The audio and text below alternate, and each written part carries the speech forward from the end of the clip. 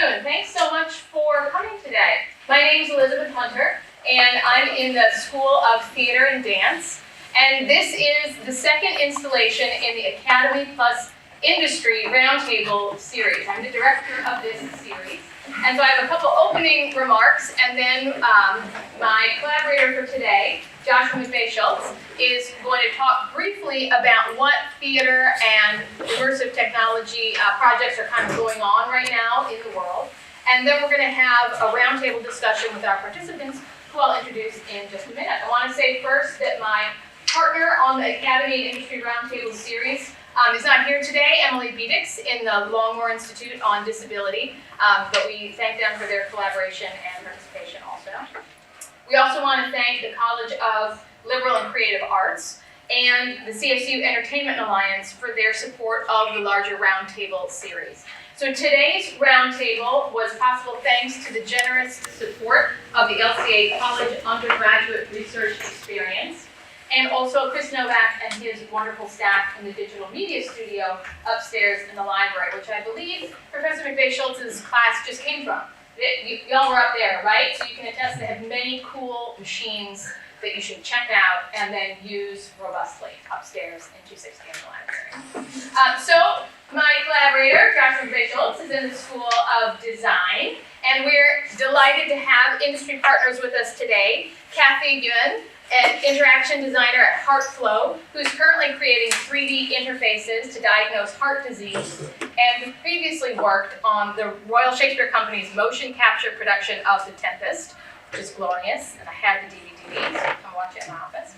And also Steve Boyle, who's the CEO of Epic Immersive, which designs large-scale live immersive theater and VR/AR experiences where story, spectacle, and interaction deliver transcendent, awe-inspiring journeys. I like transcendent, awe-inspiring journeys. And you have a production up right now, which I hope you'll talk about. Absolutely. Yes, it'd be great. And our own Steve Horowitz, which I know a lot of folks are in Steve's class today, and so we're so glad that you're here, who teaches in SF State's music department and also is the audio director for Nickelodeon Digital.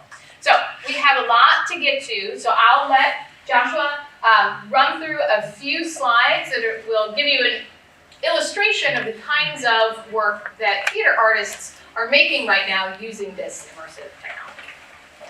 So I'm going to try to keep this as tight as possible because there's so much to talk about, and I really just want to hear as much as possible from our guests. So I'm going to be kind of racing through these slides, but have no fear, there's going to be opportunities for us to go back to maybe certain slides, especially if they're slides related to work that our guests have done. As I mentioned, it's going to be very brief, but we're trying to give you, sort of set the scene so that the audience and the guests have sort of a shared vocabulary for talking about the wide range of material that falls under this rubric of VR/AR/MR/XR, like what do these terms even mean anymore? Well, so if you're familiar with immersive theater, I feel like that's a good place to start. Many of you may have heard of a production called Sleep No More, a New York site-specific theater work created by British theater company Punch Drunk. And these sorts of immersive theater experiences, they often involve audience kind of going into a site-specific location and being surrounded and having the opportunity to interact with actors. And these sorts of immersive experiences are increasingly integrating emerging technology like VR into their productions. And a great example is the Underland, an immersive theater company run by Epic Immersive, or? Yeah, this is an incubator program that we started. There's a very cool space that we use, and we wanted to slow down our pace of making production and therefore turned it over to a whole slew of artists from underrepresented backgrounds to use the space and make new work in it. That was a much better elevator pitch than I could have given, so I'm glad. And feel free to jump in if both you and Kathy.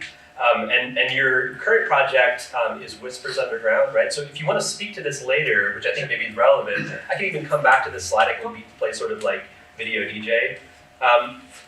Other work that we're seeing includes Elevator Number 7 from a group of collaborators at the University of Iowa that put audience in a headset and placed live actors around them. Another project that was part of the reason why I was so excited to launch or that I reached out to Elizabeth to organize this event for today was because we were right in the middle of the live actor run of a application called The Under Presents, which is made by, it's a collaboration of Tender Claws, which is a design firm based in Los Angeles, and Piehole, an immersive theater company out of New York City. It's a mind-bending experience that involves going into VR and interacting with live actors while you are in VR, exploring a kind of sci-fi mystical cabaret experience. Just very briefly, I also use these kinds of theater plus VR experiences in my own research. I do work around this topic of immersive design fiction, where I help companies sort of think about the future of their products and their customers, and I work with actors to kind of help build those experiences. And students in my class have also done similar work where they've put on Vive trackers onto their body and imitated, for example, on the right here, we see students playing as if they are a robot in a future scenario, future robot consumption experience. So I also want to talk about a range of works that sort of exist along this immersive theater mixed reality continuum. These are works that integrate the virtual and physical in novel ways. So the Tempest, which I'm hoping we'll hear a lot more about from Yuen, integrates traditional live theater with cutting-edge video production. We're also seeing projects like InWorld by a group called Secret Portal and Sam Okerstrom-Lang and Ethan Buck, which combines projection technology with theater while putting performers in VR headsets. So the projection mapping that we're seeing behind them is actually what the VR user is seeing while they're performing.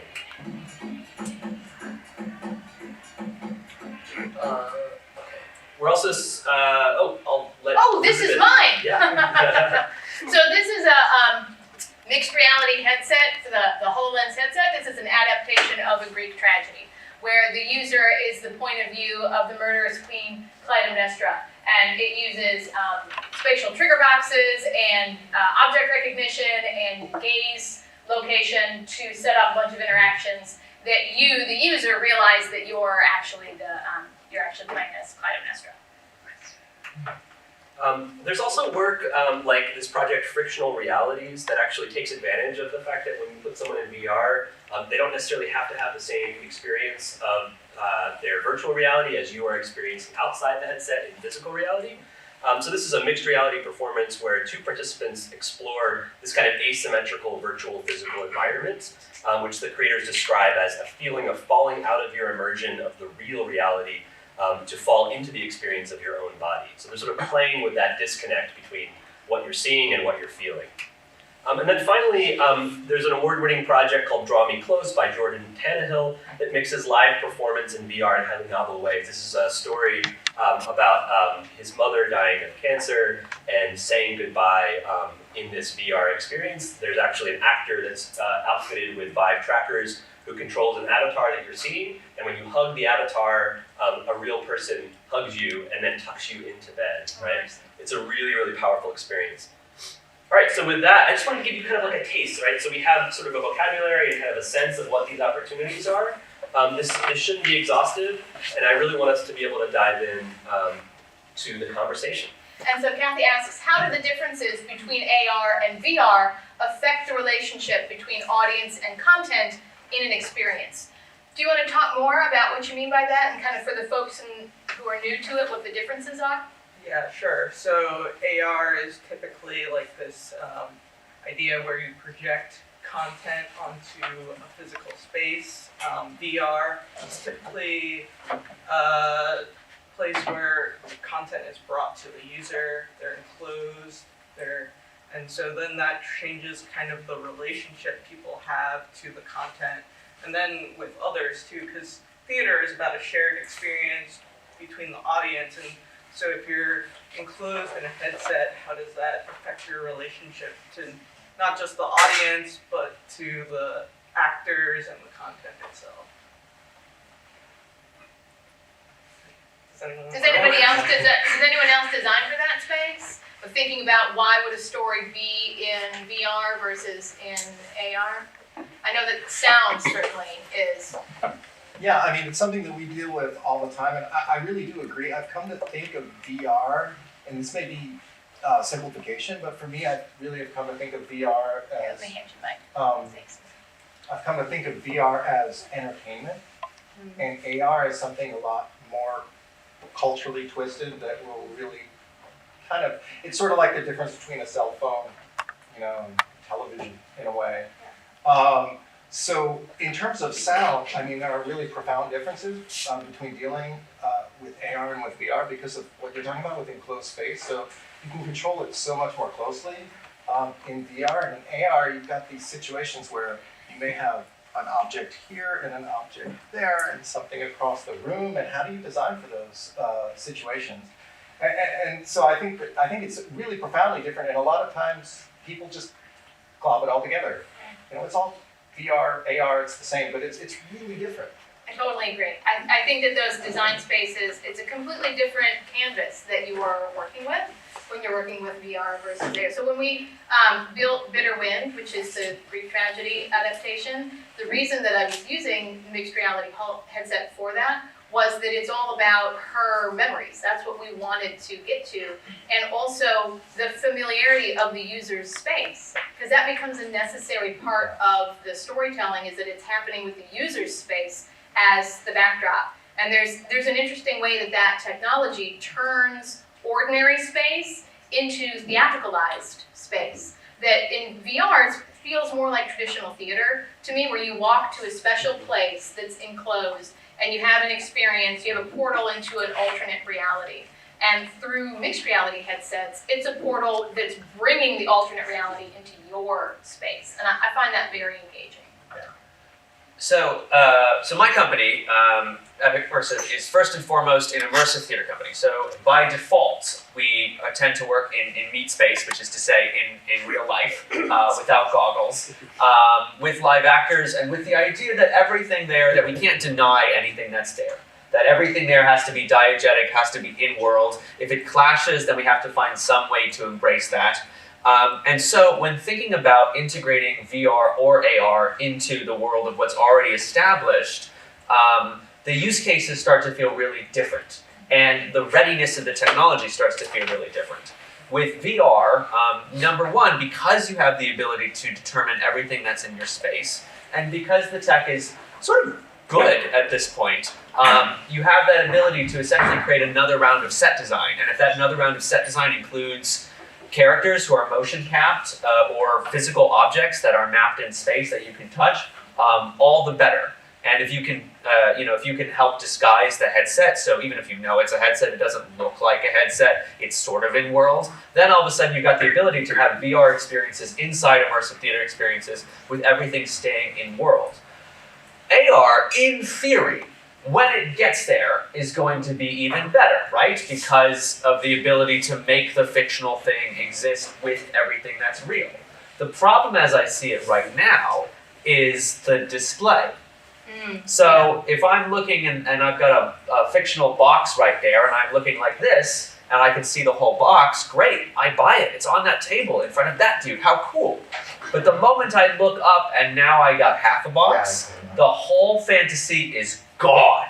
So the biggest challenge, and the reason we haven't fully embraced AR yet, is in order for it to work kind of with the work we're doing, not just as a cool experiment, but as far as the theater and the suspension of disbelief, we somehow have to take those flaws and justify them and find a reason why the headset you're putting on, beyond that it's where the current technology is, why you would only see a partial thing, why it's not really there, why it's tricking you, and make the story respond to the limitations. So in that sense, to me, VR is there, and AR is really cool and on its way.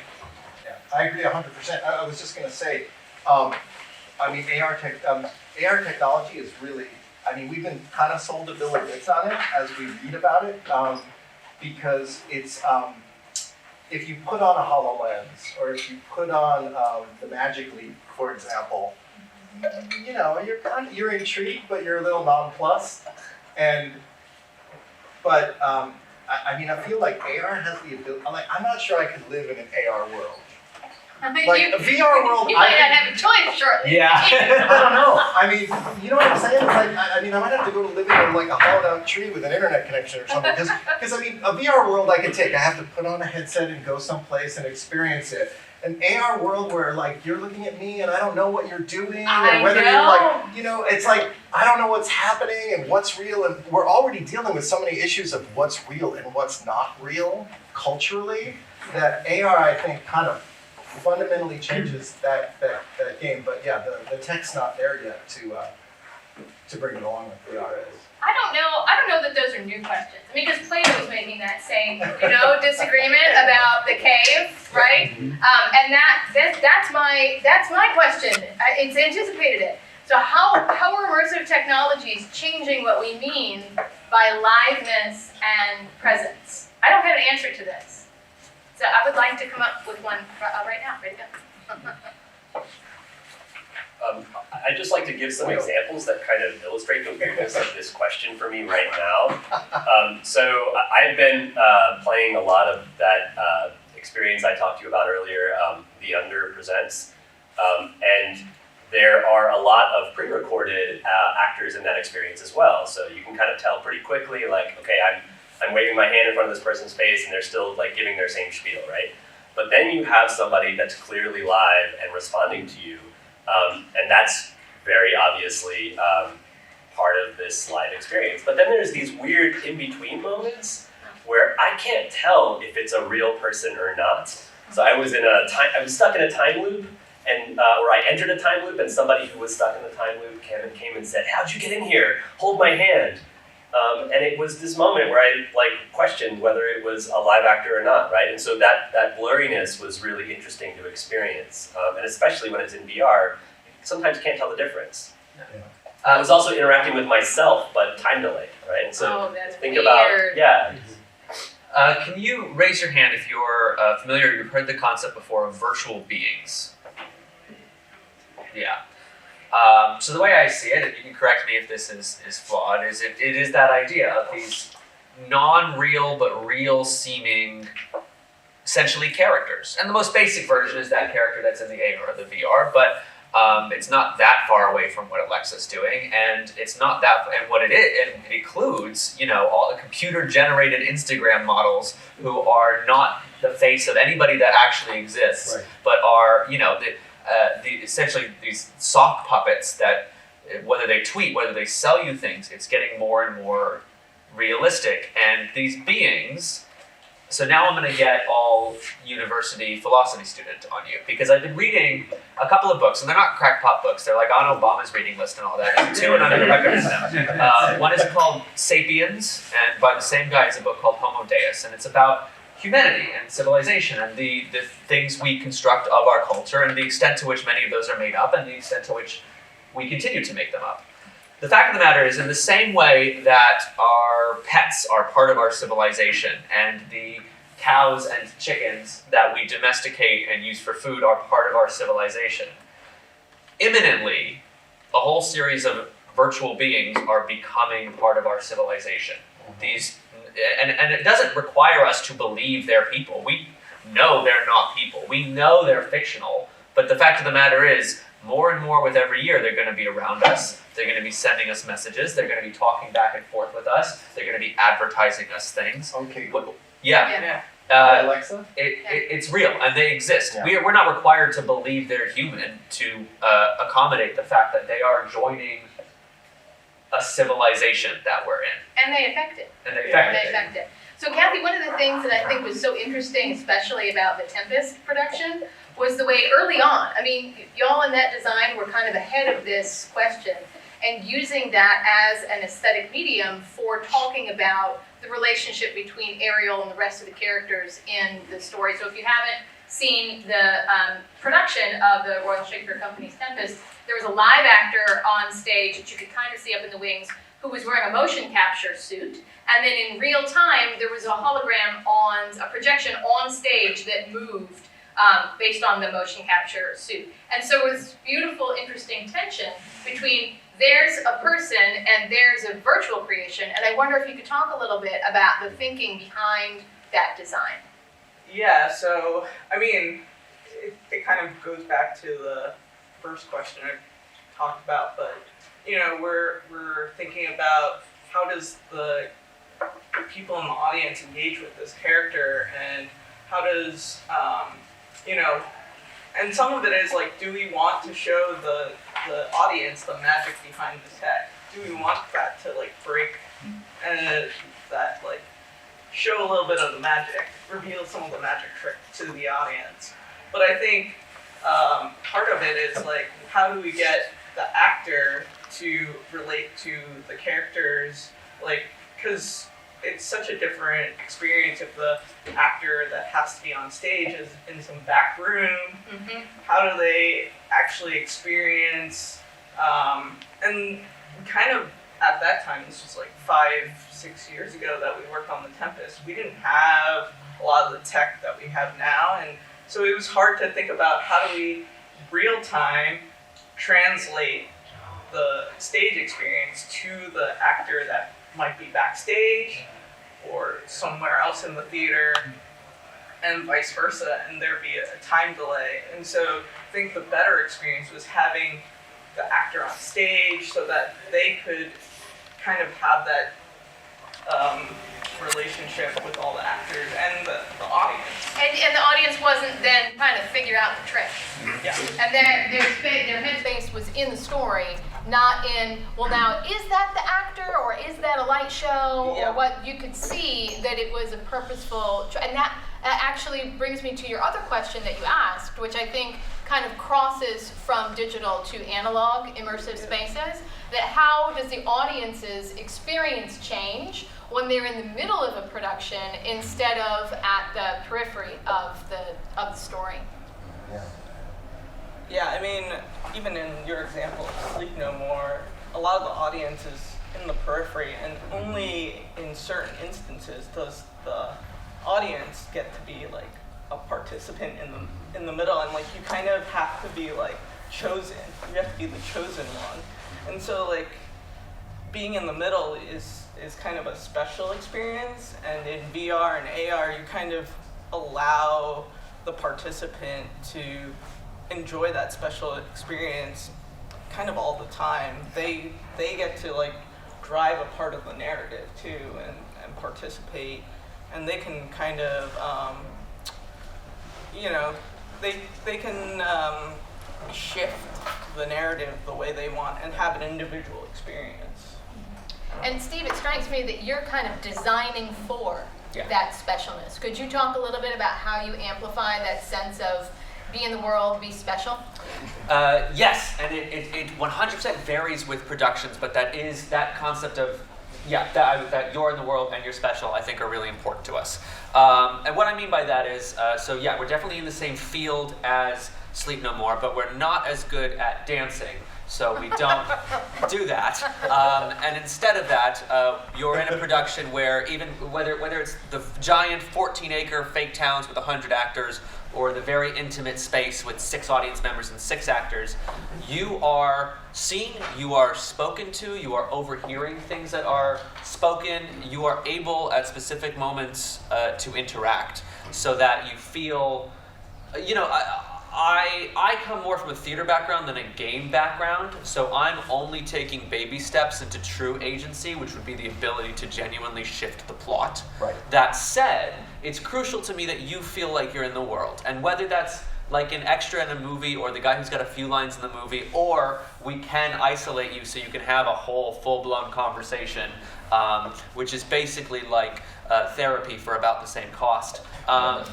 That you get to be, to take a step back, people like a couple of different contradictory things. They like stories. They don't want to have to do too much, but they want to be able to do stuff when they want to be able to do stuff. And they like attention when they want it, and they like to be seen and heard. And I mentioned therapy, but it's not just a cheeky thing. The reality is people need a place where they can think about themselves and their lives from an alternate perspective, where they can talk to somebody safe about it, and where they can genuinely be heard while while reflecting on their lives. And so what we try and do is create productions where, number one, there is a story. When you go home and somebody says, how was that? You can say, at the very least, oh, this person loved that person and this happened. We're doing these teaser events now. They don't have a story, but they're leading to things with a story. That no matter what, there's a story, so you know what's going on, so you're never confused and angry at what you paid for. Number two, we try to have you have a story. Again, you're not really shifting the world. Nonetheless, you as audience member are going on a journey that slightly mirrors the story. And then number three, we try to the best of our abilities to find moments, and it's easier with smaller casts, but we are very much working towards it with larger casts, where you get to be the focal point, if you want it. Where at the very least, you can share your ideas, your creativities, your personal stories, your histories, your funny thing that you want your friends and maybe the actor to laugh at. Because that's what we want. We want a story.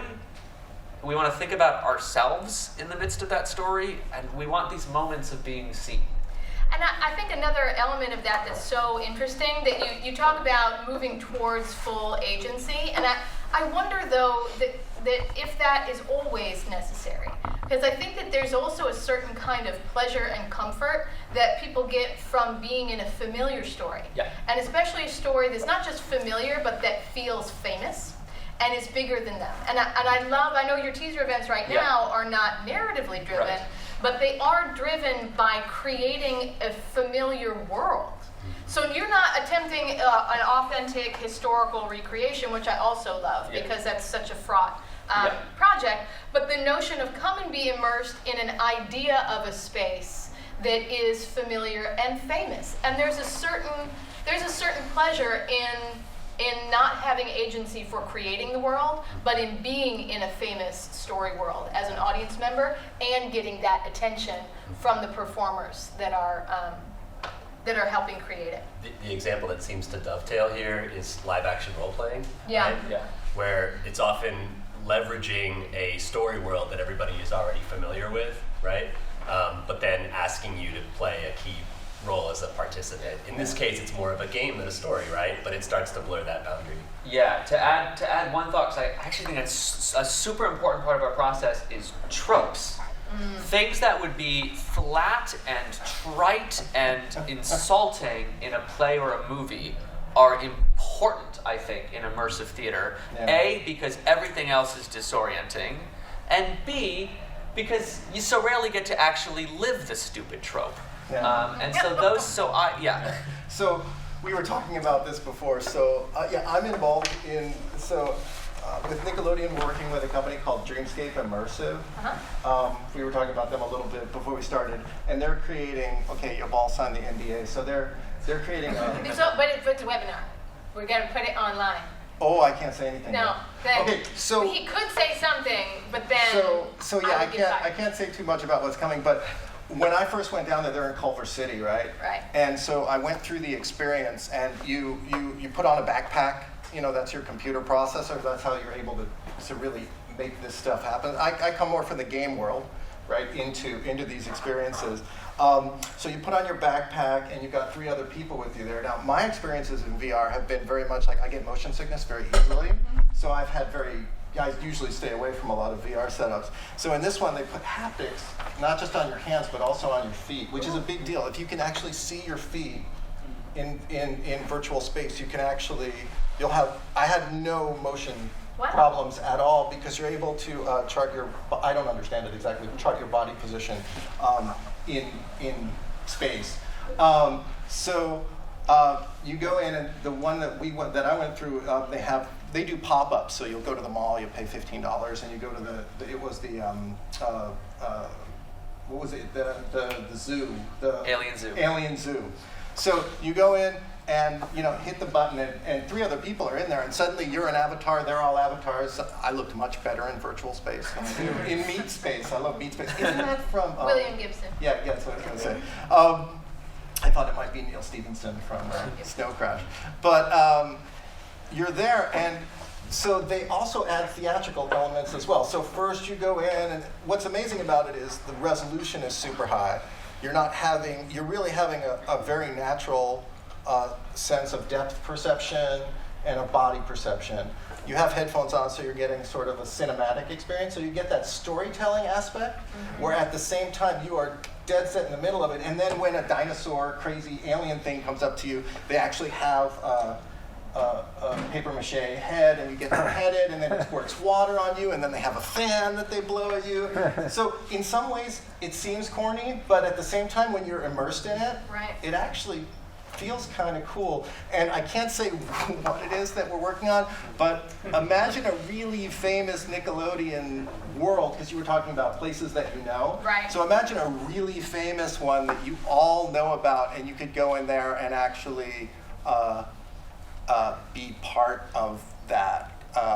And I really can't, I'm not going to say All right, I'll anymore. cut you off. Yeah, Oh, good. I'll cut you off. And I'll tell you, as a theater maker, with no budget usually, all I can hear when I hear you describe this, which sounds like a void, like the void kind of experiences, all I can hear is how much of a challenge the production must be on that. And I'm looking here at my scene shop supervisor and another of our theater staff about, like, can you imagine the challenges of the production challenges of creating an experience like this? And so I wonder, Kathy, if you could talk about Yeah, because I actually worked on the Void project. You did?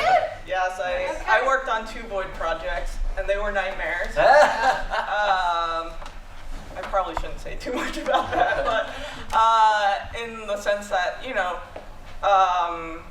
production cost is high. They can't store all this equipment, there's and then, they don't want to change the layout because there's production costs associated to that. But if you design one experience to follow a certain layout and there's certain props, how do you design a second kind of layout or use another IP or another story, and you have to conform to the same layout or the same props, and how do you design a different story against the same kind of setting in some ways? Yeah. I'll give a little context, and please chime in, because you have Void expertise, you have Dreamscape expertise, and I've only done them.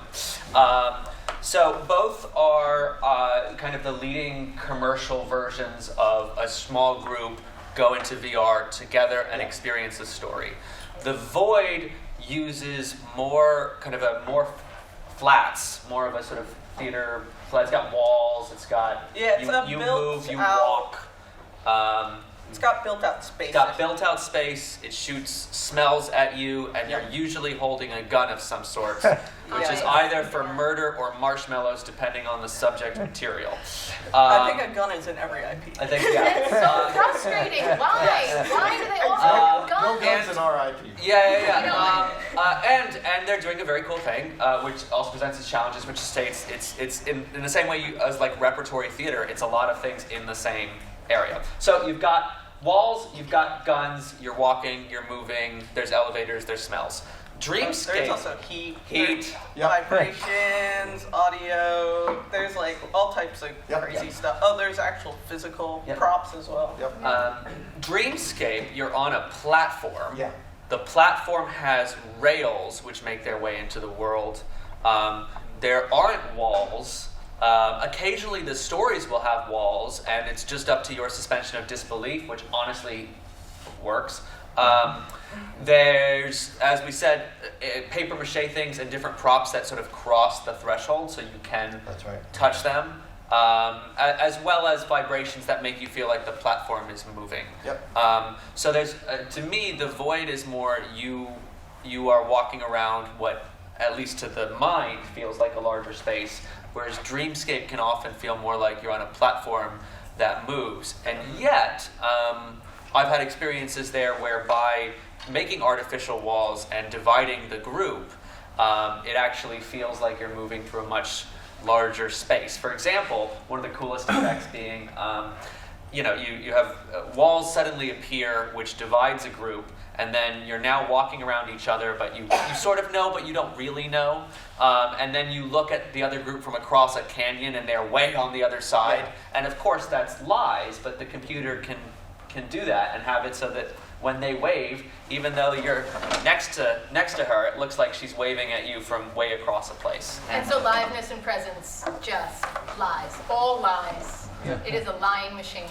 But I will say that at the same time that I hear, oh my goodness, the production costs, why is that so complicated, listen to all the things that can go wrong, I also hear a lot of jobs in building these events. And so I wonder if we can turn to more of a practical, kind of closing out with some practical thoughts for our students, and then give time for some Q&A. Steve, this puts me in mind of your question of what kind of training would help audio folks get work in immersive technology, and then I wonder if we can expand out from audio to thinking about what kinds of classes should folks take at a university like SF State. Just how do you get one of these jobs to make these extremely complex experiences?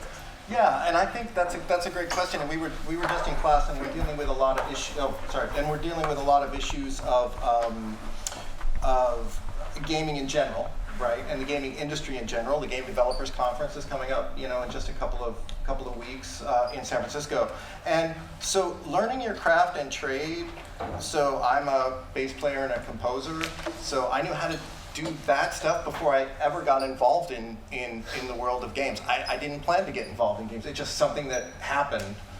I stumbled into it. And I think that having basic training in understanding sound in general, so I'll speak to the sound side, understanding music in general, if that's your métier, sound design, elements of voiceover production. We were just looking at this in class. It's really what's happening, and what's so cool about this conversation is that you're describing theater experiences that really I just think of as game experiences that are the same. We're working on the same things actually that are all starting to kind of cross over. And it's not one discipline, it's multiple disciplines. And that's what's awesome about it, is that if you really love sitting in front of a computer and just recording voiceover and cutting up voiceover all day and doing VO production, and there's tons of work for you in these fields. If you love doing music, there's a lot of work to do there. If you like sound design, if you, and I'm sure you guys will speak to your specifics as well, there's just a lot of things that can be done, and it's just like anything else, and like I tell my students, it's the entertainment industry, so you have to kind of be okay with getting out there, telling your story, getting your elevator pitch together. We had some good presentations in class today. Just being able to talk about yourself and the things that you're interested in, and finding your community, and you will find communities of people who are working out there, and that's the good part. So, just basic stuff. What can you do to get work? Because really, a lot of game companies, a lot of film companies, they're all working together towards these technologies. I would say first, have a lot of curiosity about it. Like if it's something that you really want to do, and then make sure that you get out and meet people, because that's the entertainment business, right? Network, find out what's going on. It's awkward and it's weird, but it gets easier. Sometimes you meet cool people. How did y'all get your jobs? You go first.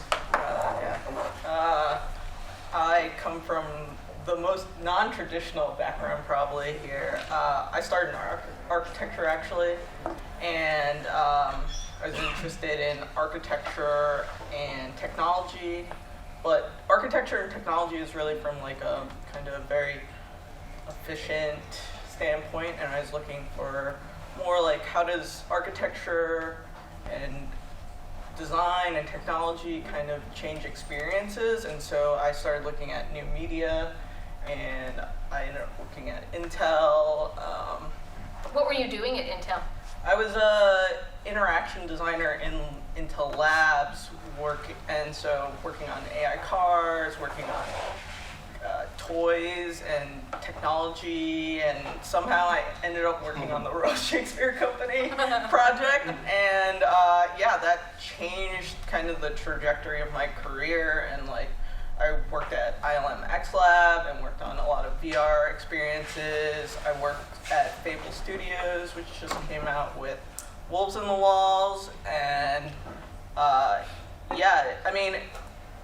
I would say that this industry is so new that like anyone can kind of jump into it, and it's really about taking something that you know really well and mixing it with something that you don't know really well.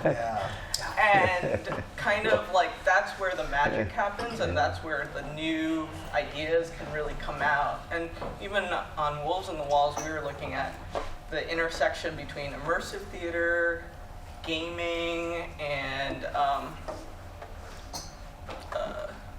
just like looking at how these things can come together and like what types of things can we borrow and movies and what kind of things can we borrow from each of these different kind of areas and how that creates like a new experience basically. How'd you get your crazy job? Yeah, I'm gonna try to do the fast version. It's not gonna work. So I come from the theater world, and I went off to university to train in theater right before the recession, back when we thought the world might make sense and that you could do that sort of thing. And so I was doing theater, and it was cool, and there were accomplishments, but there are no jobs in theater. I'm trying very hard to make some for you, but there aren't any.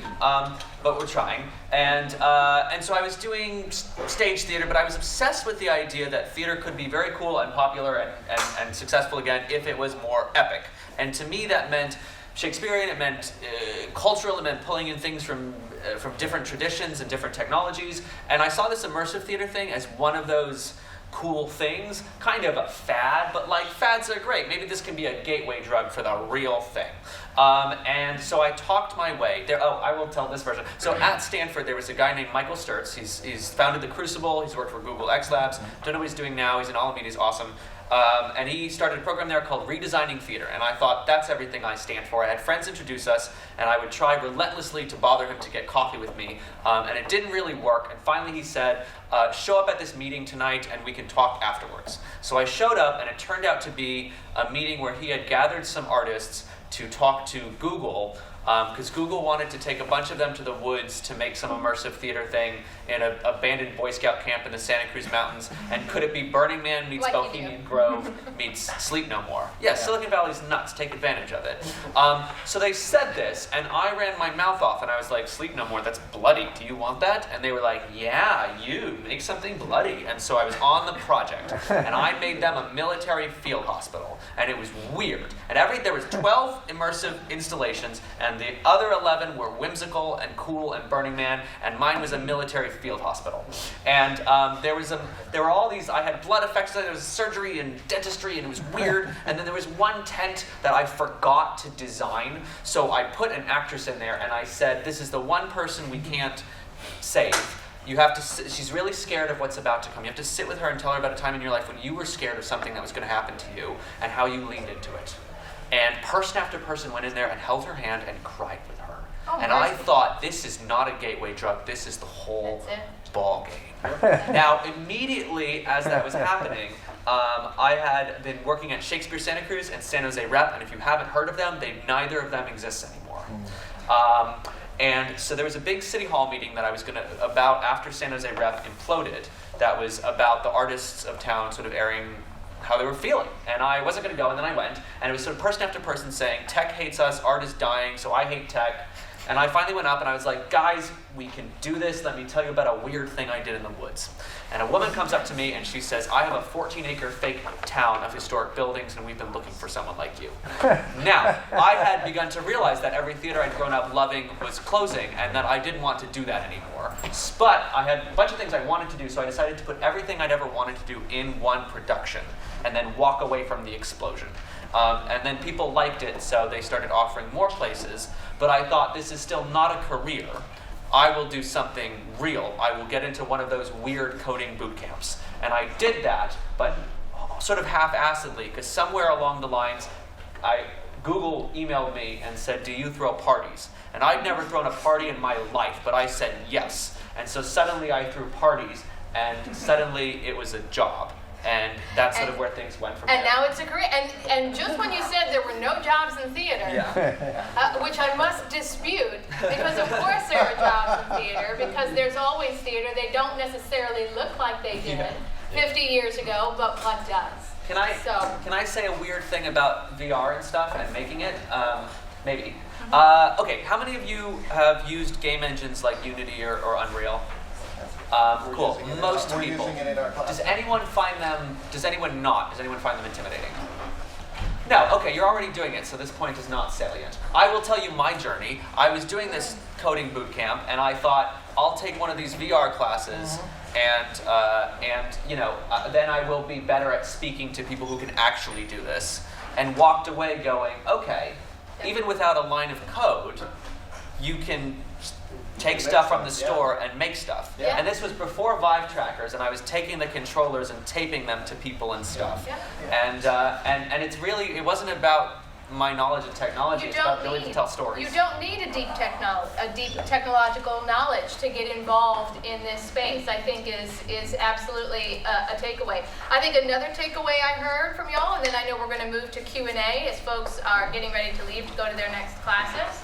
Another takeaway I heard is to be proactive and work your networks. So just, sitting out on the rocks, waiting to stumble upon things is probably less effective than seeking out the stuff that you're interested in. And also, I heard make work. So make work before you feel ready, and make work before somebody gives you permission. Because nobody's going to give you permission, I would say, to go and be, you know what? I give you permission. How about that? There you go. You have permission to make work and be amazing and figure out what it is that you want to do in this space. What kinds of questions do you have for the roundtable before we close out today? I actually had one point earlier mentioning between the difference between AR and VR.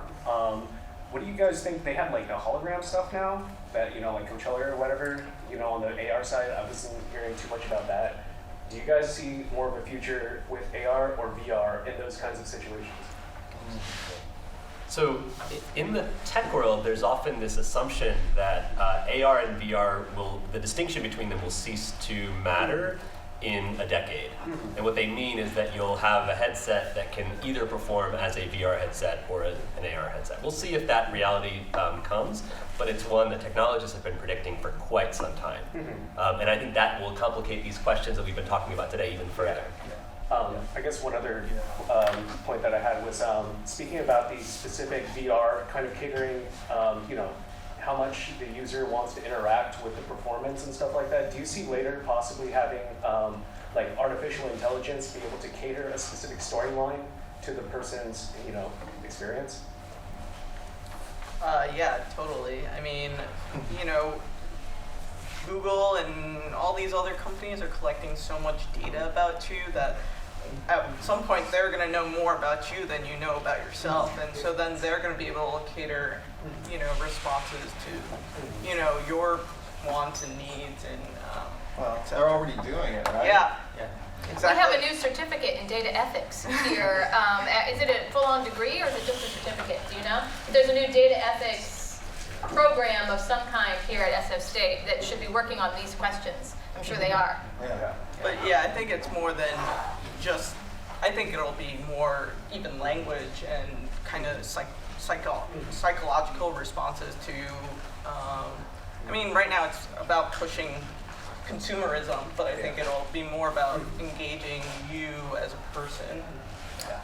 I think the two questions you asked are really linked, right? I think AR is going to be pushed forward by the idea of making unobtrusive AR so you can sell and insert ads into things. And then I think the very things that these companies are pushing that trying to make Alexa and stuff like that more facile with language and more customized to you, happening at the same time that things like the underpresents, sometimes you don't know if that person's an actor or not, are going to lead to machine learning both for characters and for unfurling storylines. And I think that's cool at the same time as being terrifying. Yeah. Ray, what's your question? I have when we were talking about the AR and the shattering of the illusion of the virtual objects, I have a question that's sort of about ambisonics in AR. Yeah. So is the technology there or getting close to having accurate ambisonic audio recorded and mapped to the AR experiences as a way of possibly creating environments that are not visually violating? So yeah, the short answer is yeah, absolutely. So it's funny, ambisonics have been around for a long time, but they're being used quite heavily in VR and experiences and any kind of three-dimensional experiences. And the interesting thing about it is that producers that I've worked with who have never talked to me about audio or sound or seemed like they cared about it at all, suddenly go into a 3D environment or go into an immersive environment and like all they can talk about is sound. Oh no, that's, so it really changes, these environments change our perspective. If the sound isn't correct, everything is messed up, and people notice it. So it's very closely intertwined, and so there are a lot of systems for doing surround and for doing multiple ambisonic channels and all sorts of different things. So there's a bunch of systems out there. Google has Resonance. It's built into Unity. I mean, there's a lot of different ways. So I guess one of the things that the VR landscape is pretty fractured right now, as far as the different manufacturers having different hardware and then trying to make things that, you've got your Quest, your Go, your Vive, your Microsoft HoloLens, and things like that. And so I guess one of the questions from a production standpoint that I'd be curious of is when you're working on a project or you're choosing a project, are you looking at specifically the hardware from only a manufacturing tech spec sort of thing for the project you're trying to accomplish, or is it some of it dictated by hardware you already have on hand or corporate relations or things like that? I don't know. Yes. Yes. It's a nightmare. It's the Wild West, and a lot of people, the VR situation now, I mean, if you ask people in the game industry, VR's over. Yeah. We spent Magic Leap was worth $8 billion at one point, and they hadn't produced anything. Unbelievable, right? Yeah. And so, but I don't think VR's over.